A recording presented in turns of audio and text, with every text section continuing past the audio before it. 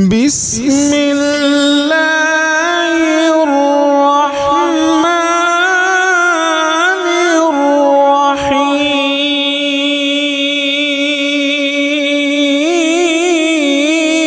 الرحیم۔ تیرا نام لیاں ٹل جاندیاں بلاوانی، کہہ دیو جنہیں روزہ کھولے ہو کہہ دیو تیرا نام لیاں ٹل جاندیاں بلاوانی، اللہ اللہ تیرا نام لیاں ٹل جاندیاں بلاوانی، تیرے نام وچ مولا شفاوائیں شفاوانی، اللہ اللہ جتھے تیرے نام دا وصیفہ کی تجام دا۔ الحمدللہ، اللہم صلی وسلم وبارک علی محمد وعلی آلہ وصحبہ اجمعین۔ فاعوذ باللہ من الشیطان الرجیم، بالحق فاعبد اللہ مخلصا لہ الدین، الا للہ الدین الخالص۔ رب اشرح لی صدری ویسر لی امری وحلل عقدۃ من لسانی یفقہوا قولی۔ سبحانک لا علم لنا الا ما علمتنا انک انت العلیم الحکیم۔ اللہم انفعنی بما علمتنی وعلمنی ما ینفعنی وزدنی علما۔ اللہم انی اعوذ بک من شر ما عملت ومن شر ما لم اعمل۔ اللہم انی اعوذ بک من شر سمعی ومن شر بصری ومن شر لسانی ومن شر قلبی ومن شر منی۔ اللہم انی اسألک الہدی والتقی والعفاف والغنی۔ اللہم صلی وسلم وبارک علی محمد وعلی آلہ وصحبہ وسلم۔ سب سے پہلے میں اللہ رب العالمین کا شکر ادا کرتا ہوں کہ جس نے مجھے اپنی رضا کے لیے کچھ کہنے کی توفیق بخشی، اور اس میں محترم ڈاکٹر فیض احمد بھٹی صاحب کا بھی شکریہ ادا کروں گا، جن کی وساطت سے آپ کے ساتھ ہم کلام ہونے کی سعادت نصیب ہوئی۔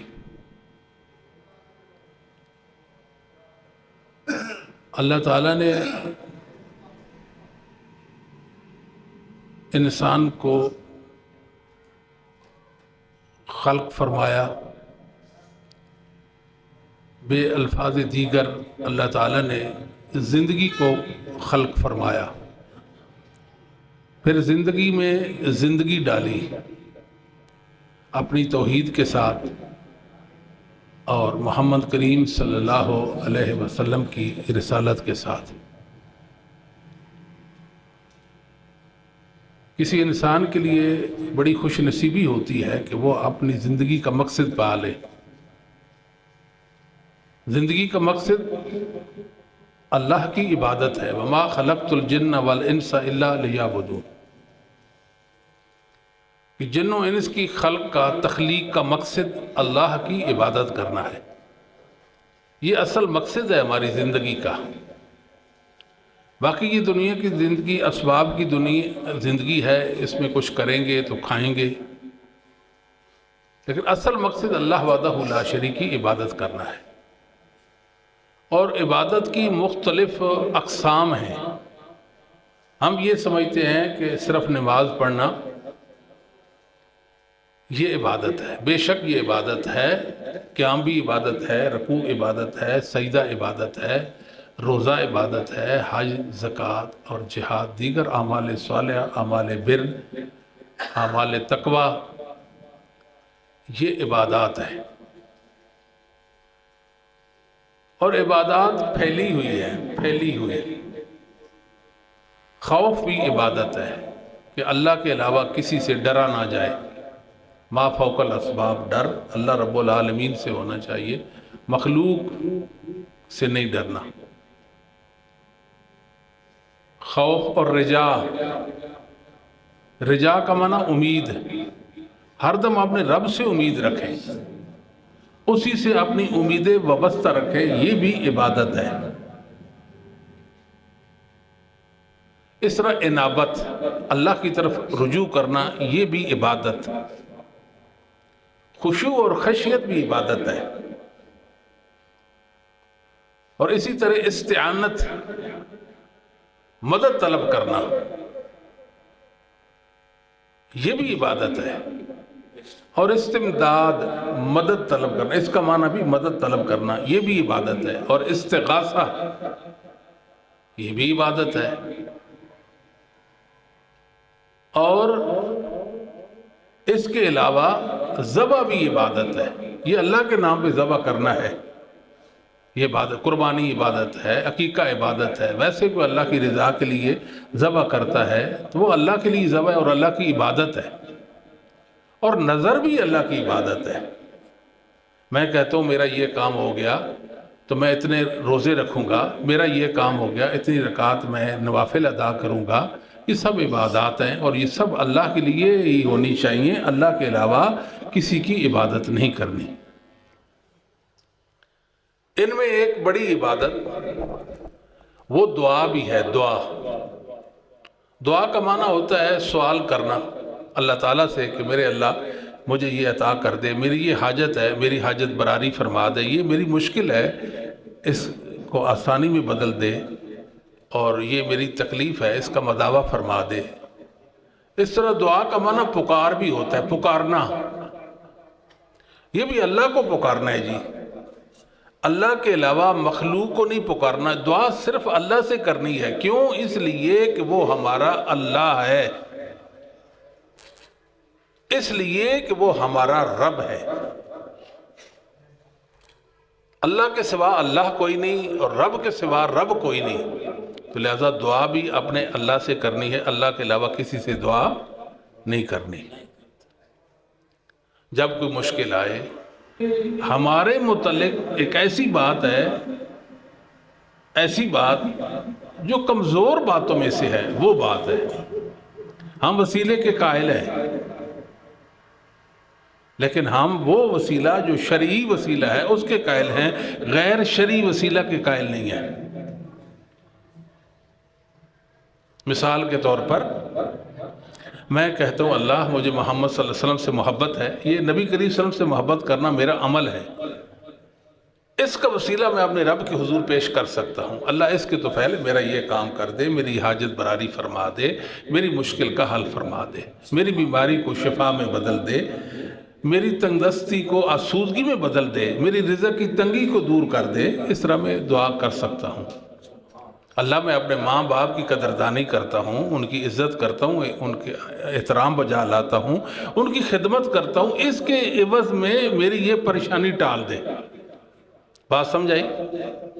اپنے اعمال کا، نیک اعمال کا وسیلہ اپنے رب کی حضور پیش کر کے آپ دعا کر سکتے ہیں، لیکن میں آپ کا کوئی عمل بطور وسیلہ نہیں پیش کر سکتا کہ میرے بھائی نے نماز پڑھی ہے اللہ اس کا وسیلہ، نہ، میں اپنی نماز کو تو وسیلہ پیش کر سکتا ہوں، دوسرے کے عمل کا وسیلہ پیش نہیں کر سکتا۔ اسی طرح اللہ تعالیٰ کے اسماء حسنہ ہیں، ہمارے اللہ کے اچھے اچھے نام ہیں، ان ناموں کا وسیلہ بھی اللہ تعالیٰ کو دیا جا سکتا ہے۔ وَلِلَّهِ الْأَسْمَاءُ الْحُسْنَى فَادْعُوهُ بِهَا، اللہ کے حسن و خوبی والے نام ہیں، ان کا اپنے رب کو وسیلہ دو، دعا میں ان کا وسیلہ پیش کرو، یہ قرآن نے کہا ہے۔ وَابْتَغُوا إِلَيْهِ الْوَسِيلَةَ، یہ تو عمل مراد ہے۔ حافظ ابن کثیر رحمۃ اللہ علیہ نے اس پر اہل سنت والجماعت کا، علماء حق کا اجماع نقل کر دیا کہ اس وسیلہ سے مراد اعمال صالح ہیں، جس طرح پہلے میں نے عرض کر دیا کہ آپ نے نیک اعمال کا وسیلہ پیش کرو، ٹھیک ہو گیا۔ اور اللہ کے اسماء حسنہ کا وسیلہ، جو کام ہے نا، کام اس کی مناسبت سے وہ اللہ کا نام ذکر کرنا ہے۔ مثال کے طور میں کہتا ہوں یا رحمان یا رحیم ارحمنی، اے رحمان اے رحیم مجھ پہ رحم کر دے، تو اللہ کا نام ہے نا رحمان اور رحیم، اس کا وسیلہ میں پیش کر سکتا ہوں۔ یہ تو نہیں کہوں گا کہ یا جبار یا قہار مجھ پہ رحم کر، ایک مناسبت ہے، اس مناسبت سے نام منتخب کر کے اس کا وسیلہ دیں گے۔ اچھا جی، مثال کے طور پر اے جبار اے قہار، میرا دشمن ہے، میرا دشمن، اس کے خلاف میری مدد فرما، یہ تو کہہ سکتے ہیں نا، تجھ کو تیرے قہار نام کا، جبار نام کا میں واسطہ دیتا ہوں۔ اچھا، اسی طرح غفور و غفار ہے، اللہ تعالیٰ کے دو نام ہیں، غفور اور غفار۔ اغفر لی، یا غفور یا غفار اغفر لی، اے غفور اے غفار مجھے معاف کر دے۔ اور تیسرا، کوئی نیک صالح انسان ہو، اس کی دعا کا وسیلہ پیش کیا جا سکتا ہے۔ آپ اس کے پاس دیں، جی میرے لیے آپ دعا کر دیں، آپ پھر وہ وسیلے کے طور پر کہیں گے میرے اللہ تیرے فلاں بندے نے میرے لیے یہ دعا کی ہے، اس کے توفیل میری یہ حاجت براری فرما، میری مدد فرما دے۔ جیسے صحابہ کرام رضوان اللہ علیہم اجمعین نبی کریم صلی اللہ علیہ وسلم خدمت عالیہ میں حاضر ہوتے تھے، التجا کرتے تھے، درخواست دیتے تھے، محبوب آپ ہمارے لیے دعا کریں، اور اس دعا کا وہ وسیلہ پیش کرتے تھے۔ نبی کریم صلی اللہ علیہ وسلم اس دنیا سے چلے گئے، آپ رحلت فرما گئے،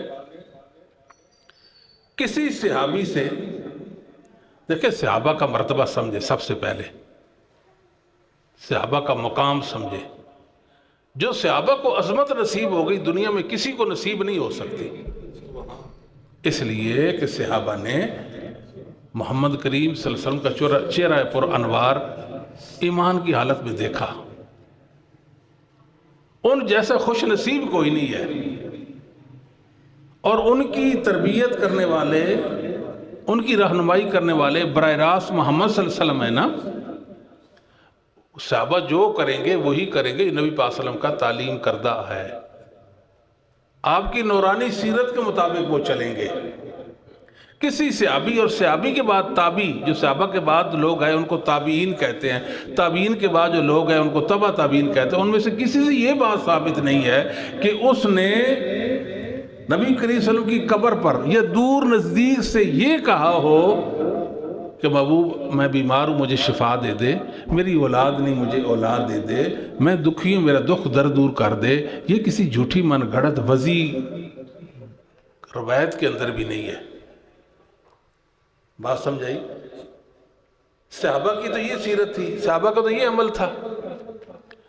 عمر بن خطاب رضی اللہ تعالی خلیفہ راشد ہیں دوم، ان کے زمانہ میں 61 سالی ہوئی تو کافی پریشانی واقع ہوئی، ظاہر ہے زمین ہی برس رہا اور زمین جو ہے وہ جلی بنی ہے، تو آپ کے چچا عباس بن عبد المطلب کے پاس آپ گئے، عباس بن عبد المطلب نبی کے چچا کے پاس گئے، جب اللہ تیرے نبی زندہ ہوتے تو ہم آپ کی دعا، آپ سے دعا کرواتے اور آپ کی دعا کے وسیلہ سے ہم بارش مانگتے تھے، آج نبی تو دنیا میں نہیں ہے، ہم تیرے نبی کے چچا کے پاس آئے ہیں، کہا کہ آپ دعا کریں، انہوں نے دعا کی اور ان کی دعا کو بطور وسیلہ پیش کیا۔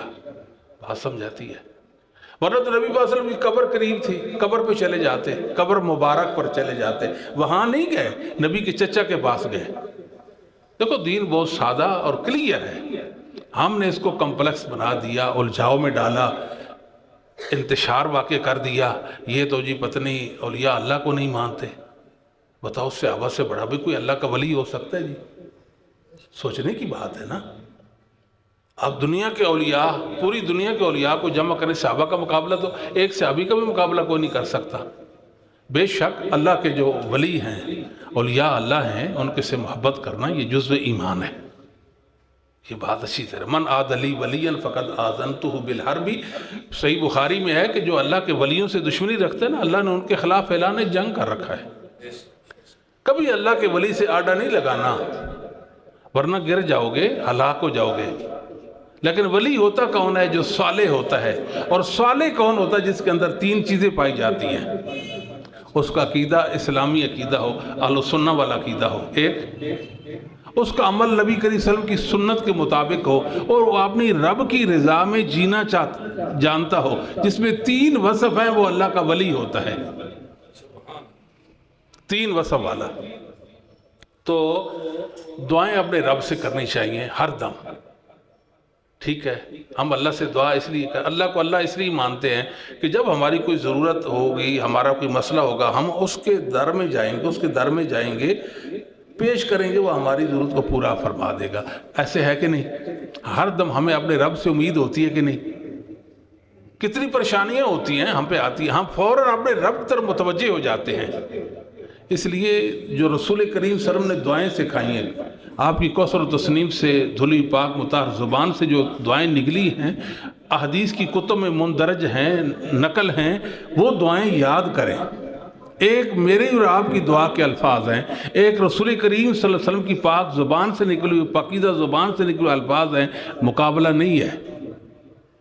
کیا خیال ہے؟ وَمَا يَنْطِقُ عَنِ الْهَوَىٰ إِنْ هُوَ إِلَّا وَحْيٌ يُوحَىٰ۔ ہمارے نبی کا نطق جو ہوتا تھا وہ اللہ کی وحی کے علاوہ آپ بولتے نہیں تھے۔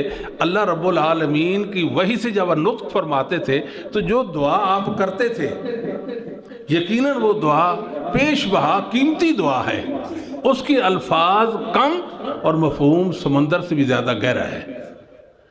اور اپنے بچوں کو بھی دعائیں سکھائیں، اپنے بچوں کو بھی۔ اللہ تعالیٰ نے اپنی عبادت کو زمین پر پھیلا دیا ہے، وہ کیسے؟ دعاؤں کی صورت میں، لمحہ بھی لمحہ، موقع بھی موقع دعائیں ہم پڑھتے ہیں۔ ایسے ہے کہ نہیں؟ سوتے ہیں تو ذکر پر سوتے ہیں، اٹھتے ہیں تو ذکر اور دعا پر اٹھتے ہیں، واش روم میں جاتے ہیں تو دعا کے ساتھ جاتے ہیں، باہر نکلتے ہیں تو ذکر اور دعا کے ساتھ نکلتے ہیں، سواری پر سوار ہوتے ہیں تو ذکر اور دعا کے ساتھ، مسجد میں داخل ہوتے ہیں تو دعا کے ساتھ، مسجد سے نکلتے ہیں تو دعا کے ساتھ، لمحہ بھی لمحہ۔ یہ پورے ماحول میں اللہ رب العالمین نے اپنی عبادت کو پھیلا دیا ہے تاکہ ہر دم انسان اپنے رب کی یاد میں رہے، لمحہ بھی لمحہ، موقع بھی موقع اپنے رب کو یاد کرتا رہ جائے۔ بندے اور اللہ کا جو تعلق ہے، یہ تعلق ٹوٹنے نہ پائے، اس لیے یہ دعائیں پھیلا دی گئی ہیں۔ تو یہ جو دعائیں ہوتی ہیں، ان میں عقیدے کی اصلاح ہوتی ہے اور عقیدے کی تجدید بھی ہو جاتی ہے۔ ہم چونکہ اجمی ہیں، ہمیں ان دعاؤں کے مطالب اور معنی سے آگاہی نہیں دی گئی، جس وجہ سے ہمیں وہ لطف نہیں آتا، وہ مزہ نہیں آتا۔ ورنہ اگر ہم ان دعاؤں کے مطالب سیکھ جائیں، یقین جانیں ہم دعا ہی کرتے رہ جائیں اور تو کچھ بھی نہیں کریں گے۔ اس لیے اپنے رب سے بہت زیادہ دعائیں کیا کریں۔ اختصار کرتے ہیں، یہ مسند احمد کے اندر اور دیگر کتابوں کے اندر روایت موجود ہے کہ نبی کریم صلی اللہ علیہ وسلم نے فرمایا، جب انسان دعا کرتا ہے، دعا اپنے رب سے مانگتا ہے، اس کے 3 نتیجے مرتب ہوتے ہیں۔ پہلا کیا؟ جو میں اپنے رب سے مانگوں گا، میرے اللہ وہ مجھے عطا فرما دیں گے۔ میں بیمار ہوں، اللہ مجھے شفا دے دے، اللہ مجھے شفا دے دیں گے۔ ایسا تو ہوتا ہے، کئی بار ہم بیمار ہو گئے، اپنے اللہ سے شفا مانگی، اس نے ہمیں شفا دے دی۔ کتنی ہماری حاجات ہم اپنے رب کے سامنے پیش کرتے ہیں، وہ سن لیتا ہے اور ہماری دعا کو اجابت بخشتا ہے اور ہمیں دعا کی قبولیت سے نواز دیتا ہے۔ دعا کی قبول ہو گئی۔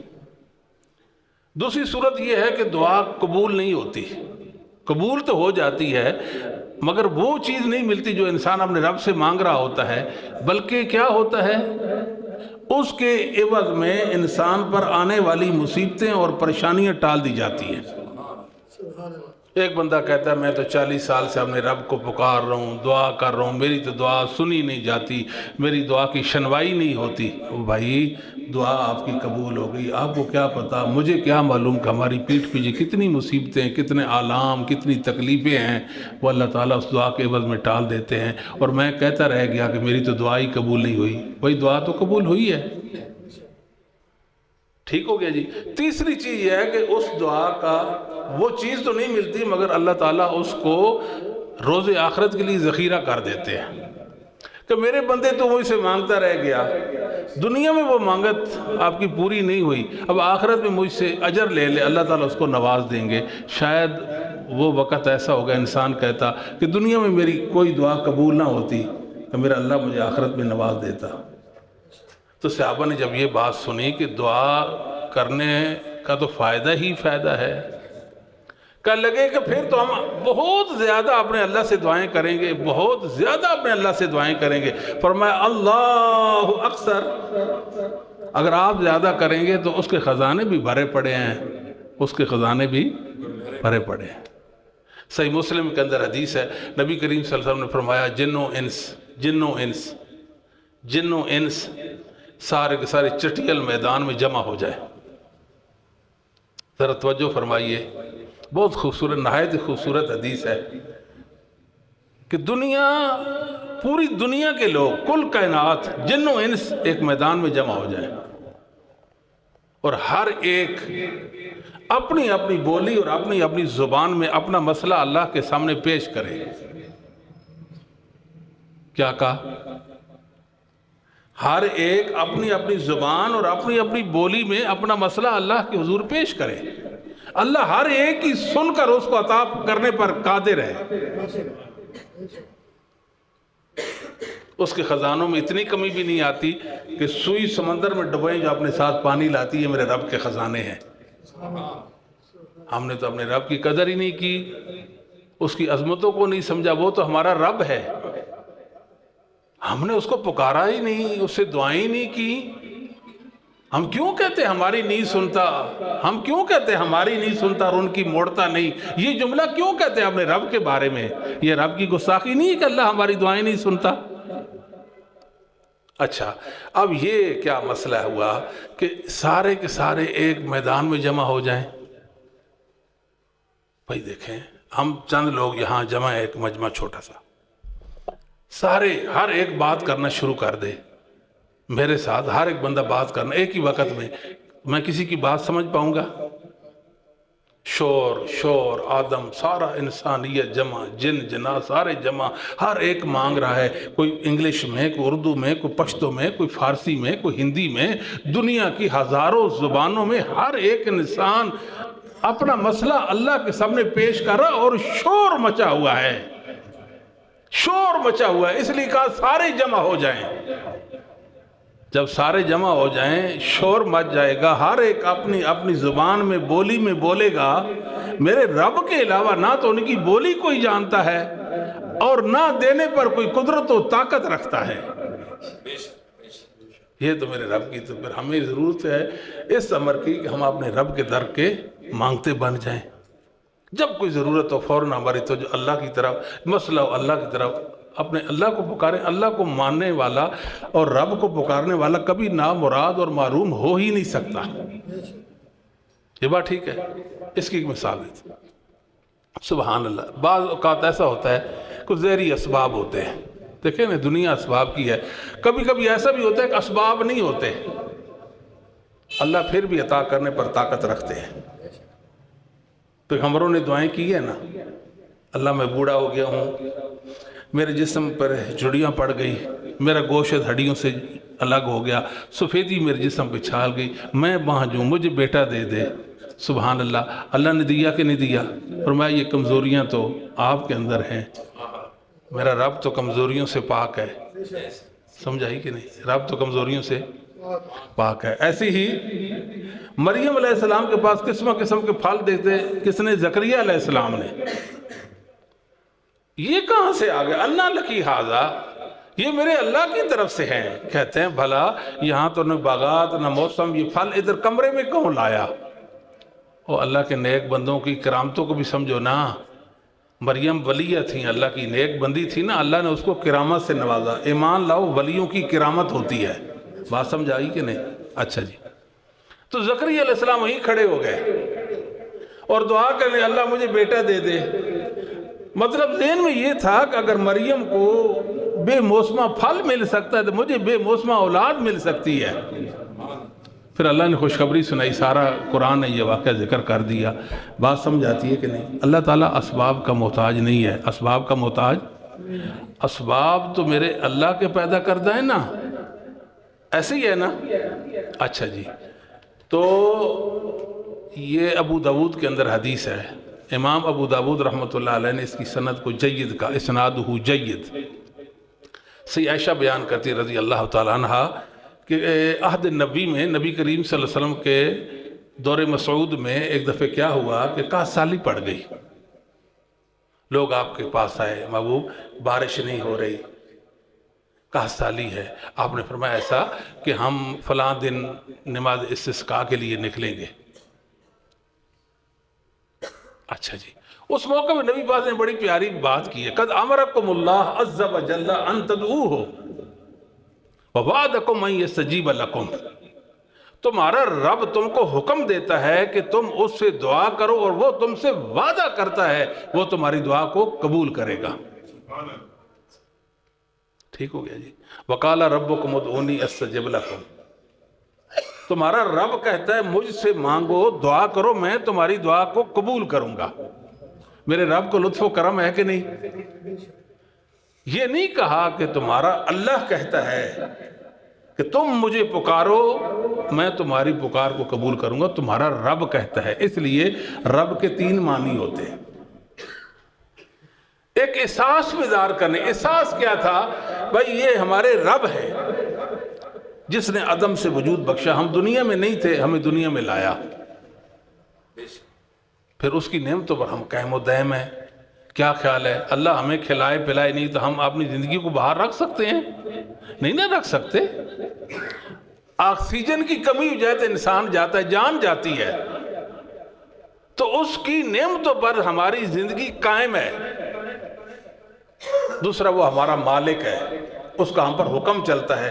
کوئی بندہ اپنے رب کے حکم سے بیر نہیں ہے, خواہ وہ مسلمان ہے یا کافر ہے, کمزور ہے یا طاقتور ہے, رب کے حکم سے بیر نہیں ہے. بھی اللہ کسی کو بیمار کرنا چاہے, وہ بڑا جابر ہو, بڑا ظالم ہو, کہے میں بیمار نہیں ہونا چاہتا, کیا وہ بیمار نہیں ہوگا؟ اللہ کسی کو مارنا چاہے اور وہ کہے میں نہیں مرنا چاہتا, کیا وہ اس کو موت نہیں آئے گی؟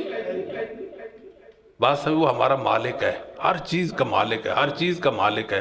تیسرا وہ مدبر ہے, ہر ایک کے معاملات کی تدبیر کرتا ہے, ہر ایک کے معاملات کی تدبیر کرتا ہے. سبحان اللہ, وہ ہر وقت کام میں لگا ہے, ہر وقت کام میں لگا ہے, اور ہر ایک کا معاملہ اس پر عیاں اور واضح ہے. عالم الغیب والشہادہ. میں تو کبھی کبھی سوچتا ہوں میرے رب کا علم کتنا وسیع علم ہے, کتنا وسیع ہے. اللہ اکبر, میرے اللہ کا علم انتہائی وسیع ہے. میرے معاملات کی تدبیر کرتا ہے. میں حیران ہو جاتا ہوں کہ میں تو ایک چھوٹا سا عاجز درماندہ سا بندہ اپنے رب کا, وہ میرے معاملات کی کیسی خوبصورت تدبیر کرتا ہے.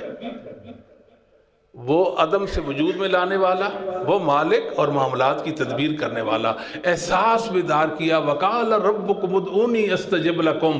وہ جو تم دنیا میں نہیں تھے تمہیں دنیا میں لانے والا, جو تمہارا مالک ہے, جو تمہارا مالک ہے, جو تمہارے معاملات کی, تمہارے امور کی تدبیر کرتا ہے, وہ کہتا ہے کہ مجھے پکارو میں تمہاری دعاؤں کو قبول کروں گا.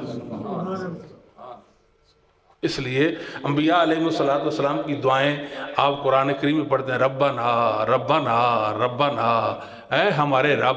مطلب ہم تو اپنے نفسوں پر بھی اپنے نفسوں کے بھی مالک نہیں ہیں. ربنا کا مطلب تو یہی ہے نا, ہمارا رب ہے جو ہمارا مالک ہے.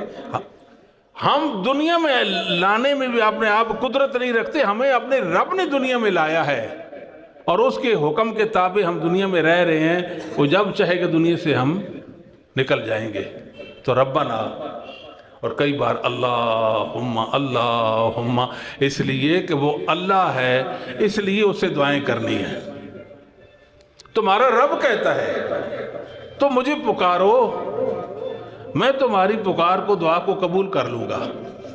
بعض لوگ کہتے ہیں کہ دعا کا معنی, یا یہ جو قرآن کریم میں لفظ آیا ہے نا دعا کا, وہ کہتے ہیں اس سے مراد پکارنا ہوتا ہے, دعا کرنا نہیں ہوتا. حالانکہ پکارنا دعا کرنا ایک ہی چیز ہے, کوئی فرق نہیں ہے. اچھا جی, تمہارے رب نے حکم دیا ہے کہ حکم دیا ہے کہ تم اسے دعائیں کرو. دیکھیں نا, خالق و مخلوق کا فرق تو یہاں سمجھ آ جاتا ہے.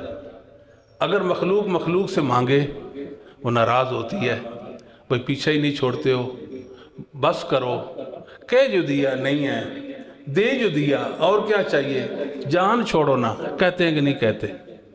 مخلوق سے مانگے تو مخلوق ناراض ہوتی ہے. اور مخلوق خالق سے نہ مانگے تو خالق ناراض ہوتا ہے. اب فرق سمجھ آ گیا؟ مخلوق سے مانگے تو مخلوق ناراض، مخلوق خالق سے نہ مانگے تو خالق ناراض ہوتا ہے. پہلے بندوں کب جس نے اپنے رب سے مانگا اور اس نے کہا میں تجھے نہیں دیتا، ویسی باتیں بنائی ہوئی ہیں.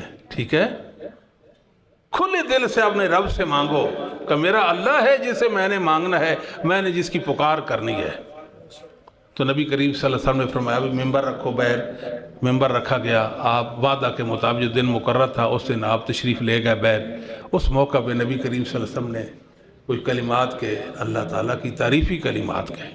الحمدللہ رب العالمین الرحمن الرحیم مالک یوم الدین لا الہ الا اللہ یفعل ما یرید.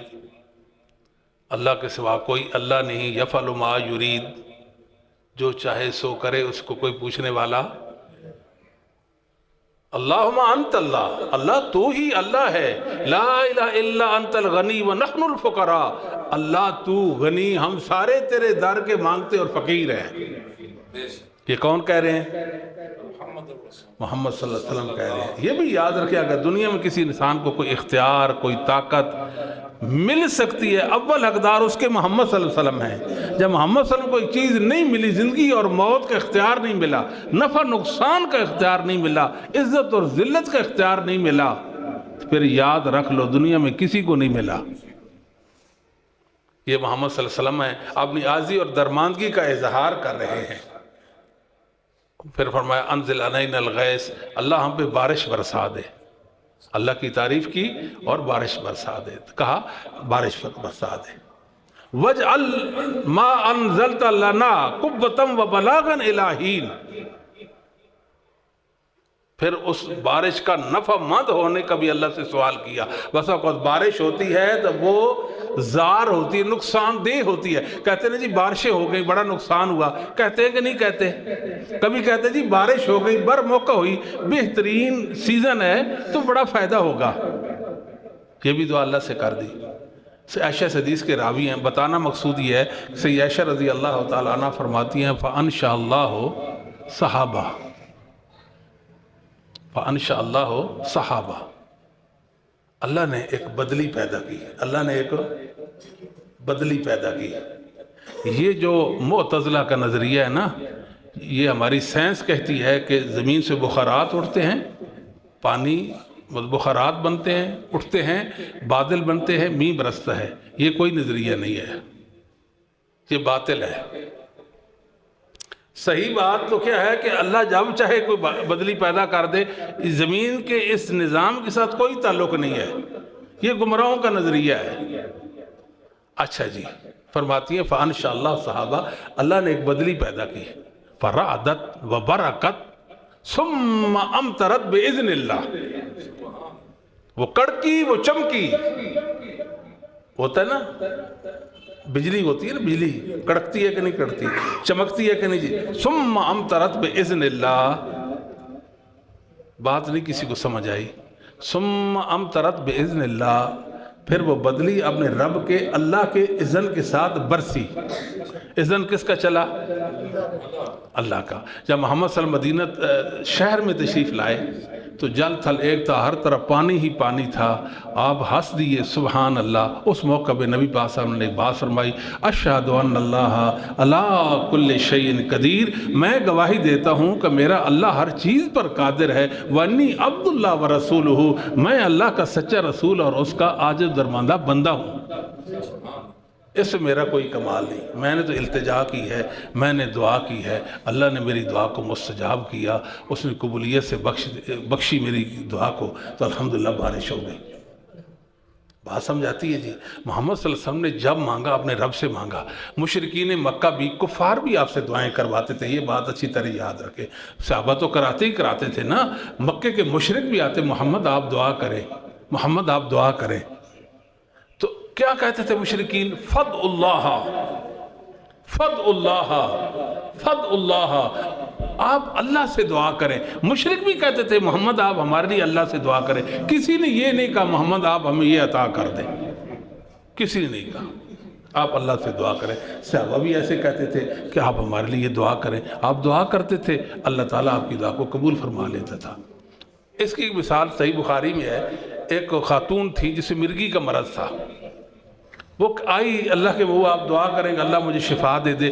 جب مجھے مرگی کا مرض لاحق ہوتا ہے نا تو میں تڑپتی ہوں تو میرے کپڑے جو ہے نا جی وہ ہٹ جاتے ہیں، میرا ستر کھل جاتا ہے.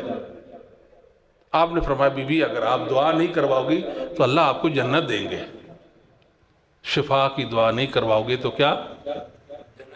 جنت ملے گی. آپ دیکھیں محمد صلی اللہ علیہ وسلم کی زبان پر کتنا یقین ہے، اعتبار کتنا. ایک عورت ہوگے ٹھیک ہے میں دعا نہیں کرواتی، ظاہر ہے وعدہ ہے نا، زبان نبوت سے جنت کی بشارت پائی نا، وعدہ مل گیا نا جنت کا. دعا نہیں کرواؤ گی تو جنت ملے گی. تو بات ہے محمد صلی اللہ علیہ وسلم کی باتوں پر یقین کی. وہ کہتی ہے میں بیمار تو ہوتی تھی، میں بیمار تو اس کے بعد کبھی میرا ستر نہیں کھلا، میں ننگی نہیں ہوئی. اس سے پہلے بیمار ہوتی تھی ننگی بھی ہو جاتی تھی. تو وہ یہ کہتی تھی کہ آپ اللہ سے دعا کریں اللہ مجھے شفا دے دے. آپ اللہ سے تو نبی کریم صلی اللہ علیہ وسلم نے پوری زندگی قسم پرسی میں گزاری. ٹھیک ہے قسم پرسی میں، تنگی کے حالات میں آپ نے گزاری، مشکلات میں گزاری، تنگی میں گزاری. رسول کریم صلی اللہ علیہ وسلم نے دوسرے الفاظ میں پوری زندگی میں ایک دن بھی سکھ کا آپ نے سانس نہیں لیا. جتنا کوئی زیادہ اپنے رب کے قریب ہوتا ہے نا اتنا اس پر رب کی آزمائشیں بھی آتی ہیں. آپ نے نہیں فرمایا کہ سب سے زیادہ آزمائشیں نبیوں پر، پھر ان کے قریب جو لوگ ہیں ان پر ہوں گی. اچھا جی یہ تو ہوا معاملہ. معجم کبیر طبرانی کے اندر روایت ہے کہ ایک دن نبی پاک صلی اللہ علیہ وسلم کے گھر میں مہمان آ گئے. آپ نے پتہ کیا کھانے کے لیے کچھ ہے، اطلاع آئی کہ کچھ بھی نہیں ہے. اب بتائیں کہ میرے اور آپ کے گھر میں مہمان آئے اور کھانے کے لیے کچھ نہ ہو تو ہمارے دل پہ کیا گزرتی ہے؟ اس موقع پہ پھر نبی پاک صلی اللہ علیہ وسلم نے کیا کیا؟ سبحان اللہ، ایمان بڑھائیں. آپ نے فرمایا اللہم انی اسألک من فضلک ورحمتک فإنہ لا یملکہما الا انت. اللہ تیرے در پہ فقیر آئے جس کا نام محمد ہے صلی اللہ علیہ، جو تجھ سے تیرا فضل مانگتا ہے، تیری رحمت مانگتا ہے. گھر میں مہمان ہے، کھانے کے لیے کچھ نہیں، فوراً اپنے رب کی طرف متوجہ ہو گئے. اس لیے ہم کہتے ہیں نا رغبت اور رہبت بھی عبادت ہے. اپنے رب کی طرف توجہ کرنا، اسی سے مانگنا، اسی سے امید رکھنا. چمٹ کر ایسے کوئی چیز نہیں مانگی جاتی، ایسے مانگنا اللہ میں تو تیرا فضل مانگتا ہوں، تیری رحمت مانگتا ہوں. سبحان اللہ، تیرا فضل مانگتا ہوں، تیری رحمت مانگتا ہوں. دونوں کا مالک بھی تو ہے. ایک رحمت اللہ کی وہ ہے جو اللہ کی صفت ہے، ایک رحمت وہ ہے جو اللہ کی مخلوق ہے. یہاں مخلوق رحمت کی بات ہو رہی ہے. اتنے میں ایک انصاری صحابی آئے، گھر سے بھونا ہوا بکری کا گوشت لائے، آپ کی خدمت عالیہ میں پیش کیا. محبوب اس کو آپ قبول فرما لے. سبحان اللہ. فرمایا ہذہ من فضل اللہ ونحن ننتظر الرحمہ، یہ میرے اللہ کا فضل ہے، ابھی ہم منتظر ہیں میرے رب کی رحمت بھی ہمارے لیے اترے گی. نبی پاک نے سبق کیا سکھایا ہمیں کہ جب کوئی ضرورت ہو تو اس کو اپنے رب کے سامنے پیش کرو. جب کوئی ضرورت ہو تو اس کو اپنے رب کے سامنے پیش کرو. تو دعائیں اپنے رب سے کرنی ہے. کس سے کرنی ہے؟ اپنے رب سے. رب کے علاوہ کسی سے دعا نہیں کرنی. یہ جو ہمارے ہاں کنسپٹ ہے نا کہ مخلوق کو پکارنے والا، اس کا اسلام میں کوئی جواز نہیں ہے. اللہ تعالیٰ فرماتے ہیں وَمَنْ أَضَلُّ مِمَّنْ يَدْعُو مِن دُونِ اللَّهِ مَنْ لَا يَسْتَجِيبُ لَهُ إِلَى يَوْمِ الْقِيَامَةِ. لوگوں بتاؤ اس انسان سے بڑھ کر گمراہ کون ہو سکتا ہے؟ سیدھی راہ سے بھٹکا ہوا کون ہوتا ہے؟ ہدایت سے ہٹا ہوا کون انسان ہو سکتا ہے جو اس کو پکارتا ہے جو قیامت تک اس کو جواب ہی نہیں دے سکتا؟ پکارتا ہے. پھر ہم نے کنسپٹ بنا رہی ہے لوگوں نے کہ جو مردے ہوتے وہ سنتے ہو.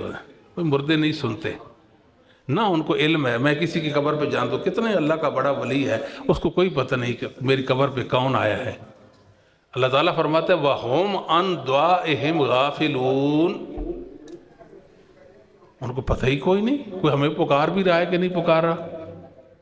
وَإِذَا خُشِرَ النَّاسُ كَانُوا لَهُمْ أَعْدَاءً. جب حشر ہوگا تو وہ ان کے دشمن بن جائیں گے کہ ظالموں تم وہی ہو جو اللہ کو چھوڑ کر ہمیں پکارتے تھے۔ عیسیٰ علیہ السلام، موسیٰ علیہ السلام، دیگر نبی سارے اللہ کے نیک بندے اولیاء کہیں گے تم نے اپنے رب کو چھوڑ کر ہمیں پکارا۔ وَقَانُوا بِعِبَادَتِهِمْ کافرین، اللہ فرماتے ہیں یہ دعا اصل میں عبادت ہے، یہ روز قیامت ان کی عبادت کا انکار کر دیں گے۔ عیسیٰ علیہ السلام کہیں اللہ مجھے تو نہیں پتا کسی نے میری کوئی سور پکار کی ہے۔ دوسری ایک اور بات بھی ہے، دیکھو ہم مجذوبین، جو مجذوب سمجھتے ہیں، مجذوب لوگ جو ہوتے ہیں بالکل بیچارے جن کو کوئی طہارت کا، عقیدے کا، عمل کا کچھ پتہ نہیں ہوتا، ٹھیک ہے جی، ان سے ہم مانگنا شروع کر دیتے ہیں۔ مجذوبین سے جن کو اپنا بھی کچھ نہیں پتا ان سے مانگتے ہیں، ان سے مانگتے ہیں، مجذوبین سے۔ ایسے ہے کہ نہیں؟ تو کسی کو پتہ تو نہیں۔ اب میں کسی بھی اللہ کے نیک صالح بندہ ہے اس کی قبر پہ جاؤں، اس کو کیا علم ہے کہ میری قبر پہ کون آیا؟ اگر بالفرض والمحال میری بات سن لے، قیامت تک جواب نہیں دے سکتا، قیامت تک جواب نہیں دے سکتا، تو پھر پکارنے کا کیا فائدہ؟ کسی نے جواب دیا بھی ہے نہیں۔ جو بتوں کے سامنے جھکتے ہیں وہ بھی یہی کہتے ہیں کہ ہماری حاجت براری کرتے ہیں، جو قبروں کے سامنے جھکتے ہیں وہ بھی کہتے ہیں کہ ہماری حاجت براری کرتے ہیں، حالانکہ ان چیزوں میں نہیں پڑھنا چاہیے۔ دیکھو موسیٰ اور عیسیٰ علیہ السلام ہیں نا، گئے گزرے لوگوں کی لوگ پکار کریں گے، ان کے نام کے نعرے لگائیں گے، ان سے سوال کریں گے، مگر عیسیٰ علیہ السلام آسمانوں پہ زندہ ہیں، ان کو نہیں پکاریں گے۔ کیوں؟ شرم کے مارے۔ عیسائی کہیں گے ظالموں اب تو تم عیسائی ہو گئے ہو نا، تم نے عیسیٰ علیہ السلام کو اپنا اللہ بنا لیا جس طرح ہم نے الہ بنایا ہوا ہے، بتاؤ ہمارے اور تمہارے عقیدے میں فرق کیا رہ گیا؟ نبیوں نے اپنے رب کو پکارا، کس کو پکارا؟ تو ہمیں بھی کس سے پکارنا چاہیے؟ رب کو۔ اب دیکھیں انبیاء علیہ السلام پر مصائب کیوں آئے؟ آپ نے کبھی سوچا اس پر؟ تکلیفیں کیوں آئیں؟ پریشانیوں کے پہاڑ ان پر کیوں گرے؟ دکھوں میں کیوں پڑ گئے تھے؟ ایک تو یہ ہے کہ اللہ تعالیٰ ان کو بلندیوں کی معراج عطا کرنا چاہتے تھے۔ کیا؟ کہ میرے محبوب بندے جب صبر کریں گے تو میں ان کو بلندیوں کی معراج عطا کر دوں گا۔ ایک وجہ تو یہ ہے۔ دوسری، اللہ تعالیٰ ثابت کرنا چاہتے ہیں ان کے اندر الہی صفات نہیں ہیں۔ دیکھو کسی کی اولاد نہیں ہے، کسی کا بیٹا فوت ہو گیا ہے، کوئی مچھلی کے پیٹ میں چلا گیا ہے، کیا خیال ہے؟ کوئی مچھلی کے پیٹ میں چلا، کسی کو کیا پریشانی، کسی کو کیا مصیبت درپیش آ گئی، جو اپنی پریشانی دور کرنے پر قدرت طاقت نہیں رکھتے، میری اور آپ کی بھی مدد نہیں کر سکتے۔ تیسری بات یہ ہے انسان عبرت حاصل کرے کہ جب مجھ پر پریشانی آئے گی فوراً میں محمد صلی اللہ علیہ وسلم کی ہستی کی طرف دیکھوں گا۔ آپ پر جب بڑی بڑی پریشانیاں آ سکتی ہیں تو میں کس بات کی مولی ہوں، مجھ پر بھی پریشانیاں آ سکتی ہیں۔ جب ہمارے محبوب محمد صلی اللہ علیہ وسلم نے صبر کیا تو مجھے بھی صبر کرنا چاہیے۔ جب آپ نے اپنے رب سے دعائیں کی تو مجھے بھی اپنے رب کی پکار کرنی چاہیے اور اسے مانگنا چاہیے۔ یہ مقصد ہوتا ہے۔ تو نبی کریم صلی اللہ علیہ وسلم نے موقع نہایت ہی خوبصورت دعائیں سکھائی ہیں، وہ دعائیں یاد کر لیں تو بڑا فائدہ ہوگا، اپنے رب سے ایک تعلق جڑ جائے گا۔ دیکھیں نا، اس کی میں آپ کو مثال دیتا ہوں۔ ہم سوتے ہیں نا، اللہ بسم کا موت و واقعہ، اللہ تیرے بابرکت نام کی برکت کے ساتھ سو رہا ہوں۔ تیرا جو نام ہے نا جس سے مجھے سلامتی مل سکتی ہے، اس کی برکت کے ساتھ میں سو رہا ہوں۔ عارضی اور وقتی نیند سے، موت سے دوچار ہو کر پھر میں اٹھ جاؤں گا۔ جب انسان اٹھتا ہے الحمدللہ الذی احیانا بعد ما اماتنا والیہ النشور، کمال تو میرے اللہ کا ہے جو نیند اور اونگ سے پاک ہے۔ الحمدللہ الذی احیانا بعد ما اماتنا، جس نے عارضی اور وقتی موت سے دوچار کر کے پھر سے مجھ کو زندگی دے دی۔ کتنے بیچارے ایسے ہوتے ہیں رات کو سوتے ہیں اور صبح کو نہیں اٹھ پاتے۔ وَإِلَيْهِ النُّشُورُ، الحمدللہ الذی احیانا بعد ما اماتنا وَإِلَيْهِ النُّشُورُ، فوراً حضرت آپ نے دنیا میں اب آنکھ کھول لی، پھر سے ایک آپ کو زندگی مل گئی، رہنا نصیب ہو گیا۔ آخرت کی تیاری کرنا، آخرت کی تیاری کرنا۔ ایک دن آئے گا جس کو حشر کہتے ہیں، نشر ہوگا، انسان اللہ کے سامنے کھڑے ہو جائیں گے، اس دن کی تیاری کر لو۔ بہت ساری سر دعائیں ہیں۔ اسی طرح مسر احمد اور مصدر حاکم کے اندر روایت ہے کہ نبی کریم صلی اللہ علیہ وسلم نے اپنی بیٹی فاطمہ رضی اللہ تعالی عنہا سے فرمایا، میری بیٹی یہ دعا کیوں نہیں کرتی؟ جیسے کوئی والد اپنی بیٹی کو سختی کے ساتھ یا غصے میں آ کر کہتا ہے نا، آپ نے یہ کام کیوں نہیں کیا، یہ کیوں نہیں کرتی ہو؟ تیسے نبی کریم صلی اللہ علیہ وسلم نے فرمایا، فاطمہ آپ یہ دعا کیوں نہیں پڑھتی ہو؟ کون سی دعا؟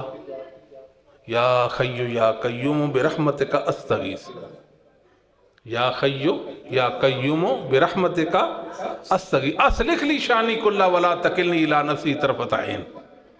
اے زندہ، ہمیشہ سے ہمیشہ زندہ، جس کو موت نہیں، اے پوری کائنات کی اکیلے تدبیر کرنے والے اللہ، میں تجھ کو تیری رحمت کے وسیلے سے مدد چاہتی ہوں، تیری رحمت کے وسیلے سے تجھ کو تیری رحمت کا وسیلہ پیش کر کے تیری مدد طلب کرتی ہوں، چاہتی ہوں۔ اللہ میرے سارے کے سارے کام سوار دے، چھوٹے بڑے سارے میرے کام سوار دے۔ آنکھ جھپکنے کی دیر بھی مجھے میرے نفس کے سپرد نہ کرنا۔ یہ نفس تو انسان کو ہلاک کرنے پر، یہ ہاتھ مجھے بچا سکتے ہیں، یہ آنکھیں، یہ کان، یہ دل، یہ دماغ، یہ زبان مجھے نہیں بچا سکتے جب تک میرا رب نہیں مجھے بچائے گا۔ یہ بات ٹھیک ہے کہ غلط ہے؟ کتنے لوگ ہیں جن کے ہاتھ ہیں، کھا نہیں سکتے، یہ بات ٹھیک ہے کہ نہیں؟ یا پی نہیں سکتے؟ بھائی یہ وجود اللہ کے سپرد کر دو۔ اسلام میں اصل سپردگی ہے۔ کبھی یہ نہ سوچنا کہ میرے ہاتھوں کی کمائی ہے، میرا ہنر ہے۔ ہنر نہیں ہے۔ صحیح بات تو یہ ہے کہ اللہ کی مدد اس کا فضل ہے۔ تو تب محمد صلی اللہ علیہ وسلم اپنی بیٹی کو دعا سکھائیے۔ اس طرح کچھ اذکار بھی ہیں، اذکار، وہ اذکار جو ہے نا وہ بھی کیا کریں۔ ایک دعا ہوتی ہے، ایک ذکر ہوتا ہے۔ ذکر آپ ہر وقت اللہ کی یاد میں رہیں، سبحان اللہ، الحمدللہ، لا الہ الا اللہ، سبحان اللہ و بحمدہ، سبحان اللہ العظیم، لا حول ولا قوت الا باللہ، یہ ذکر کیا کریں۔ ایک تو استغفار کو لازم پکڑیں، استغفر اللہ، استغفر اللہ، میں اپنے اللہ سے معافی چاہتا ہوں، میں اپنے اللہ سے معافی چاہتا ہوں، اللہ مجھ سے گناہ ہو گئے، نادم ہو جائیں، پشیمان پریشان ہو جائیں، اور آپ نے اللہ سے پختہ عہد وعدہ کریں کہ میرے اللہ جو ہو گیا سو ہو گیا، میں آئندہ کے لیے تائب ہوں۔ تو استغفار کا یہ مطلب، استغفار کرنے والا بندہ اور رب کی یاد میں رہنے والا بندہ کبھی بھی نامراد نہیں ہو سکتا۔ صبح و شام کے اذکار ہیں وہ یاد کریں، نمازوں کے بعد کے جو اذکار ہیں یہ اچھی طرح سمجھ کے یہ کریں، انشاءاللہ آپ کو پیش بہا اس کا فائدہ ہوگا۔ نبی کریم صلی اللہ علیہ وآلہ وسلم نے جب کوئی بندہ مسلمان ہوتا تھا تو اس کو دعا سکھاتے تھے۔ تو ایک صحابی نے کہا، یہ تو ہوئی میرے اللہ کے لیے دعا، تو میرے لیے اس میں کیا ہے؟ اس میں رب کی تعریف ہی ہے نا، یہ جو آپ نے دعائیہ کلمات سکھائے ہیں مجھے، میرے لیے کیا ہے؟ فرمایا، اللہم اغفر لی وارحمنی وحدنی وعافنی وارزقنی۔ دنیا آخرت کی سعادتیں آپ کی مٹھی میں آ گئی ہیں۔ مغفرت بھی مانگ لی، رحمت کی دعا بھی کر لی، ہدایت پر استقامت بھی مانگ لی، عافیت بھی اپنے رب سے مانگ لی۔ عافیت کا معنی کہ میرے اللہ مجھے دکھوں، مصیبتوں، تکلیفوں، پریشانیوں اور بیماریوں سے بچائے رکھنا، یہ معنی عافیت کا ہے۔ اور ساتھ مغفرت بھی طلب کر لی۔ اور انسان کو کیا چاہیے بھائی پوری زندگی میں؟ بہترین ایک ذکر ہے، لا حول ولا قوت الا باللہ، لا حول ولا قوت الا باللہ، اللہ اکبر۔ نبی پاک صلی اللہ علیہ وسلم نے صحابی سے کہا، کیا میں اللہ کے عرش کے نیچے جو خزانہ ہے وہ نہ دوں آپ کو؟ عرش الہی کے نیچے جو خزانہ ہے وہ کتنا قیمتی ہوگا، وہ نہ دوں؟ کیوں نہیں یا رسول اللہ؟ فرمایا، لا حول ولا قوت الا باللہ، وہ عرش الہی کے نیچے جو خزانہ ہے وہ لا حول ولا قوت الا باللہ ہے۔ کیا معنی اس لا حول ولا قوت الا باللہ کا؟ اس کا معنی یہ ہے کہ ساری کی ساری قوتیں، ساری کی ساری طاقتیں وہ میرے اللہ کی ہیں۔ جس نے یہ نظریہ بنا لیا کہ جو جس کے پاس طاقت ہے وہ میرے رب کی عطا ہے، وہ کامیاب ہو گیا ہے۔ لا حول ولا قوت الا باللہ، ایک حالت سے دوسری حالت میں لانے والا میرے اللہ کے سوا کوئی نہیں ہے۔ ذلت سے عزت کی طرف، بیماری سے شفا کی طرف، تنگی سے آسودگی کی طرف، گناہ سے نیکی کی طرف، علی ھذا القیاس پوری کائنات کا نظام لا حول ولا قوت الا باللہ پر قائم ہے۔ اس ذکر کو پلے باندھ لو، لا حول ولا قوت الا باللہ، لا حول ولا قوت الا باللہ، سبحان اللہ۔ ایک حالت سے دوسری حالت، ایک حالت سے دوسری حالت میں میرے رب کے علاوہ کوئی پھیر ہی نہیں سکتا، کسی میں طاقت نہیں، قوت و حول میرے اللہ کی ہے اور کسی کی نہیں ہے۔ نبی پاک صلی اللہ علیہ وسلم نے فرمایا سبحان اللہ والحمدللہ ولا الہ الا اللہ واللہ اکبر، یہ وہ ذکر ہے جو احب الکلام اللہ، اللہ کا پسندیدہ جو کلمات ہیں نا ان میں سے یہ ہے، اور یہ وہ ذکر ہے کہ ان کلمات کے ساتھ اللہ کے فرشتے رب کی یاد میں محو ہوتے ہیں۔ وہ کون سا ہے؟ سبحان اللہ والحمدللہ ولا الہ الا اللہ واللہ اکبر۔ عقیدہ اچھا بنا لیں، ہر دم اپنے رب سے مانگیں، ہر مشکل ہر پریشانی میں رب کی سور پکار کریں، تو انشاءاللہ رب کی مدد اپنے سامنے پائیں گے، اللہ رب العالمین آپ کی مدد فرمائیں گے۔ لیکن یاد رکھیں دعاؤں کی قبولیت کے لیے بھی کچھ شرائط ہوتی ہیں۔ شرائط وہ کون سی ہے؟ بنیادی شرط ایک عرض کر دیتے ہیں، وہ رزق حلال ہے۔ رزق حدیث میں آ گیا نا کہ اللہ نے نبیوں کو کہا، نبیین میرے مرسلین حلال کھاؤ، اور اللہ نے وہی حکم اپنے مومن بندوں کو بھی دیا۔ فرمایا کہ انسان کہتا ہے یا رب، اس کا کھانا، اس کا پینا، اس کا پہننا حرام کا ہے، انا یستجاب لہو، اس کی دعا کیسے قبول ہو جائے گی؟ اسی طرح عبداللہ بن عامر تھے، عبداللہ بن عامر، تو عبداللہ بن عمر ان کی عادت کے لیے گئے، صحیح مسلم کی حدیث ہے، تو وہ کہنے لگے کہ الا تد اللہ لی ابن عمر، اے عمر بیٹے عبداللہ آپ میرے لیے دعا کیوں نہیں کرتے؟ آپ فرمانے لگے بھئی بات یہ ہے میں نے نبی پاک سے ایسے ایسے سن لیا، ٹھیک ہے آپ بصرہ میں والی رہے ہیں، بصرہ کے والی رہے ہیں، تو انسان ہونے کے ناطے سے جب انسانوں کی ذمہ داری آپ پر عائد تھی تو کوئی ایسی ویسی کوتاہی بھی آپ سے ہو سکتی ہے حقوق العباد میں سے، یا کوئی ایسی مطلب بات ہو گئی، آپ نے کوئی کسی کا مال ناحق طریقے سے کھا لیا، پہلے آپ توبہ کریں، پھر ہم آپ کے لیے دعا کریں گے۔ یہ نہیں کہ ہم دعا نہیں کرتے، دعا تو کریں گے، لیکن کچھ معاملہ اللہ کے ہاں اس کو درست اور بہتر تو کرو نا۔ تو دعا جب بھی کرنی ہے پورے الہا کے ساتھ کرنی ہے، اتنے یقین کے ساتھ، کبھی کبھی کبھی بھی آپ نے مایوس نہیں ہونا کہ میرا رب مجھے مایوس کر دے گا، اپنے رب سے کبھی مایوس نہیں ہونا، ٹھیک ہے؟ اور ایسے ہاتھ اٹھا لیے اس وقت نیچے جب آپ کو یقین ہو جائے کہ اب میرا رب میرے ہاتھوں کو خالی نہیں لوٹائے گا۔ جو کہا جو سنا اللہ اس مطابق ہمیں عمل کی اور عقیدہ بنانے کی توفیق نصیب فرما دے۔ اقول قولی ھذا استغفر لی ولکم سر المؤمنین والمؤمنات والمسلمین والمسلمات۔ جزاکم اللہ، بہت بہت شکریہ جی، اللہ تعالیٰ آپ کو جزائے خیر عطا فرمائے۔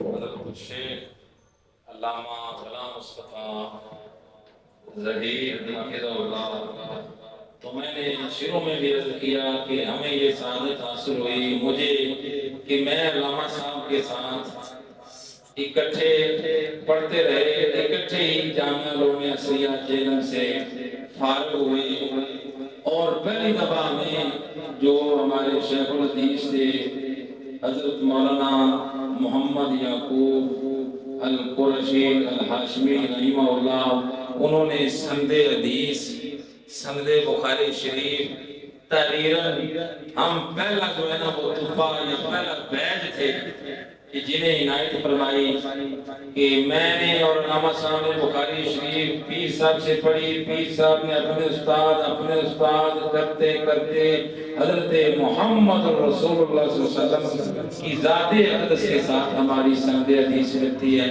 بالخصوص بخاری شریف کی اور ان کی شفقت ہے، ان کی محبت ہے. آپ نے بیان سنا کتنا علمی، کتنا پرتاثیر. اللہ قبول فرمائے. علامہ صاحب ہم یہاں پر ایک چھوٹی سی یہ بھی آپ سے گزارش کریں گے کہ ہمارے کچھ بچے ایسے تھے جنہوں نے ایک قرات مقابلے میں شرکت کی، تو انہیں جو ہے نا کچھ تھوڑا سا انعام بھی دینا ہے. تو وہ ایک بچہ آتا ہے، بلائیں جی. اور علامہ جو ہے نا یہ انعام ہے نقدی. ادھر آ میرے بچے ادھر علامہ صاحب. یہ بچہ جی ماشاءاللہ شریک ہوا اس اپنا ایک پروگرام تھا قرات کا. دوسرا بچہ ماشاءاللہ. یہ دیکھو جی ماشاءاللہ جی، یہ ہمارے مرکز کا طالب علم.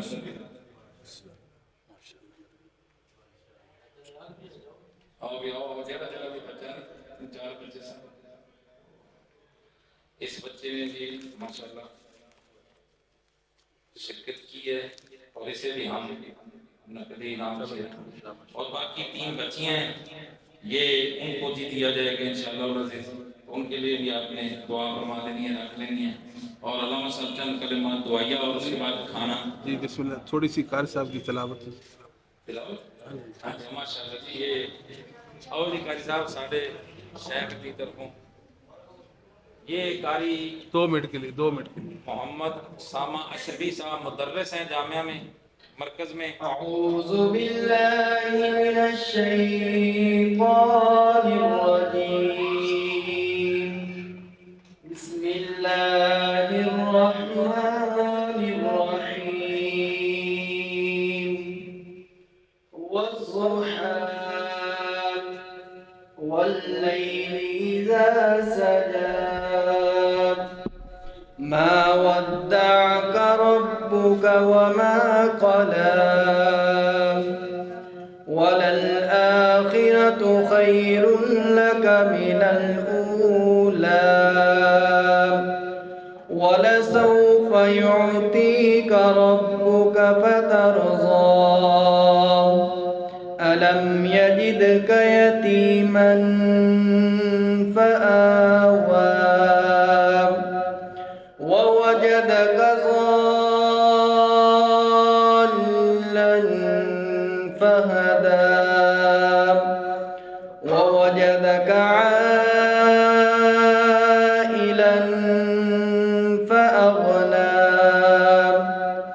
فأما اليتيم فلا تقهر وأما السائل فلا تنهر وأما بنعمة ربك فحدث. صدق اللہ العظیم. یہ پانی پتی ہے، یہ تلاوت جو ہے پانی پتی میں. اور